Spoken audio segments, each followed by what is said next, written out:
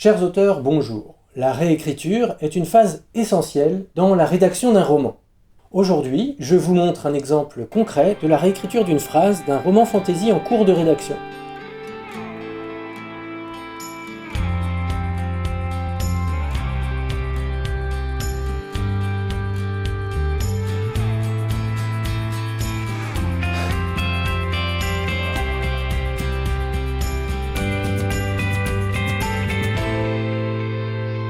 David Perroux est un jeune auteur que j'accompagne dans la conception, la construction et la rédaction de son roman.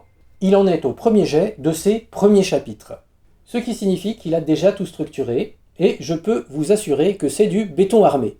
Son scène à scène couvre entièrement l'histoire, c'est fluide, les actions sont colorées et vivantes, il ne lui reste plus qu'à rédiger. Tout d'abord un petit rappel si vous en êtes à ce point, ne cherchez pas la perfection du premier coup. Déposez votre premier jet comme il vient, sans vous retenir, en laissant couler votre émotion. Terminez au moins 2 ou 3 chapitres, voire plus, avant de revenir dessus.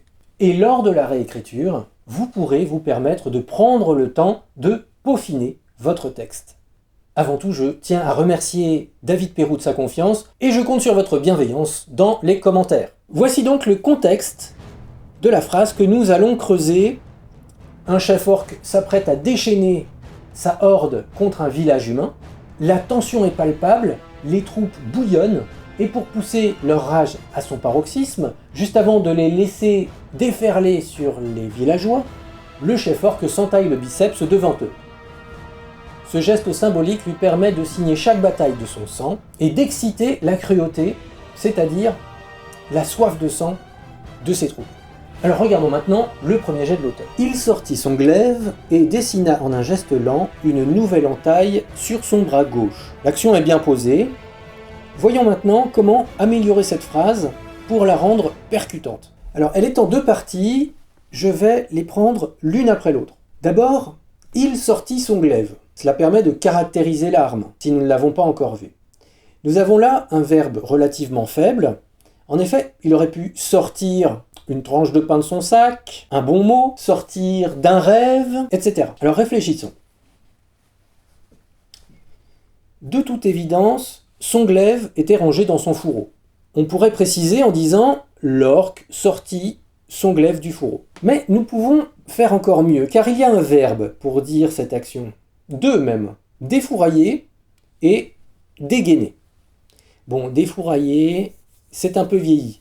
Donc on pourrait préciser en écrivant « l'orc dégaina son glaive ». Ok, voyons la suite. Et dessina en un geste lent une nouvelle entaille sur son bras gauche. Attaquons-nous au verbe. Il dessine une entaille. Que pensez-vous de dessiner? Allez-y, mettez la vidéo en pause et faites l'exercice. Qu'est-ce que le verbe dessiner vous évoque? Notez quelques mots en commentaire sous cette vidéo. Alors, pour ma part, ça me fait penser à une ébauche, au dessin d'enfant, au crayon de couleur. C'est plutôt lié à l'art ou au loisir. Bon, pourquoi pas? Cette guerre sera sans doute une partie de plaisir pour ces orques. La décision du mot revient évidemment à l'auteur. Mais proposons d'autres options pour l'exercice. Alors, par dessiner, l'auteur évoque bien la ligne rouge sombre ouverte par sa lame comme avec un stylet. Mais peut-être pourrait-on trouver un autre verbe, plus incisif. Comment le trouver? Je vais sur le site cnrtl.fr. C'est le Centre national de ressources textuelles et lexicales du CNRS. Alors, ce qui nous intéresse ici, c'est son portail lexical, où vous avez tout un tas d'outils très intéressants. Par exemple, un dictionnaire très bien fait. Donc là, je vais chercher, par exemple, dessiner. Voilà. Et avec tout un tas de définitions. Mais ce qui m'intéresse particulièrement dans donc, ce portail lexical, c'est la proximie, ce qui est une forme de synonymie, mais un peu plus enrichi, dans la mesure où vous voyez, vous avez une sorte de toile d'araignée. Donc là, vous avez dessiné qui est au centre, on peut zoomer, dessiné qui est au centre, et tous les liens de proximité avec les autres mots. Vous voyez qu'il y a plusieurs couleurs qui rassemblent différents champs lexicaux. Ce n'est peut-être pas très confortable de choisir des mots là-dedans. On peut y aller par cluster. Donc ce que je vous conseille d'abord, c'est de les voir les uns après les autres.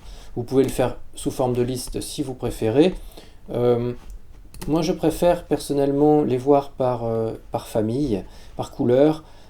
Ça donne quand même d'autres informations. En l'occurrence pour notre action, je pense qu'on pourrait prendre d'abord gravé, ce qui pourrait être intéressant si on veut faire passer que la peau est épaisse et que les cicatrices se sont faites pour durer. Ça collerait bien avec la symbolique du geste. Sinon, je pense que tracer, ça pourrait éventuellement être intéressant dans cette phrase. Nous aurions donc l'orque dégaina son glaive et se grava le bras. Bon, c'est peut-être mieux, mais si vous le dites à haute voix, vous remarquerez l'assonance en ra. C'est pas du meilleur effet. Gras, bras. Se grava le bras. Bon. Et puis, l'action de graver est plus lourde, moins souple, moins glissante, à moins de n'être qu'une griffure. Mais c'est pas ce qu'on veut dire. Et surtout, il nous manque un élément essentiel, qui était dans la phrase d'origine. Ah oui, à la réécriture, dénichez toujours l'émotion principale de la phrase pour lui donner toute sa force, sans rien oublier. Ici, il y a deux éléments importants dans cette action. Le dessin et la lenteur. Or, la lenteur est importante car elle manifeste la détermination du chef qui semble presque prendre du plaisir à cette automutilation. Mais surtout, elle donne sens au symbole. Le chef ne le fait pas pour lui-même, mais pour que tout le monde puisse le voir. Pour signifier, nous n'avons pas peur de la souffrance, le sang peut bien couler, mais nous serons vainqueurs. On s'imagine le geste ample, théâtral, quasi liturgique, et le sang couler lentement aussi. Alors, comment montrer l'amplitude de ce geste lent ? Peut-être pouvons-nous chercher dans une autre direction que le dessin. Reprenons à partir de la coupure. Je reviens sur le cnrtl.fr, le site du CNRS, et je tape entailler. Voilà, donc de nouveau cette toile d'araignée avec entaillé au centre. Je clique sur cluster et je regarde ce qui pourrait être intéressant. Alors, je vois mutilé par exemple. Balafré. Alors, balafré, ça aurait été intéressant, mais si vous vérifiez, c'est au visage, hein, donc je vérifie. Vous voyez, hop. J'ai un doute, par exemple, je me dis, tiens, est-ce que ça pourrait convenir au bras ? Et je vois, en fait, que c'est surtout spécialement au visage. Vous voyez ? Donc en lexicographie. Donc je reviens en proxémie et je retape entailler. Voilà, donc pas de balafre. Donc j'ai dit mutilé, blessé pourrait convenir, charcuté, déchiqueté, tout ça, ça pourrait être intéressant, mais le problème c'est que on veut une coupure un petit peu nette et pas quelque chose qui soit déchiqueté dans tous les sens. Inciser pour être intéressant, et puis ouvrir également, et scarifier éventuellement. C'est peut-être moins, il y a peut-être moins l'idée du sang dans scarifier. Voilà. Donc je retiens mutiler, blesser, inciser, ouvrir. Nous n'avons pas encore l'amplitude ou la lenteur.